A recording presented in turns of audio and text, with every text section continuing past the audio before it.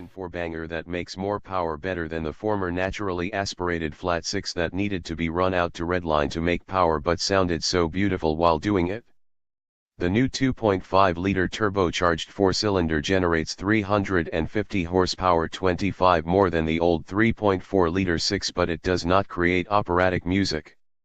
It instead emits a raspy, uncouth sound that strikes some drivers as unpleasant and grating in the way people can't figure out how that nasally Dylan character landed a Nobel Prize for Literature. It's just so artless, they complain.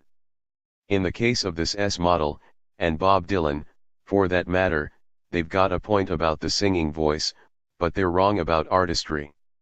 View 61 photos. Linear power delivery.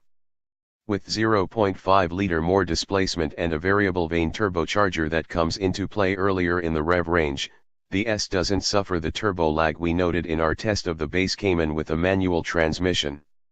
It makes less boost, a maximum 14.5 psi versus 20.3 for the 2.0-liter, and its specific output of 140 horsepower per liter is lower than the 2.0-liter model's 151, which means, depending on who's reading, either that it's less stressed or that there's more room for aftermarket tuning enhancements.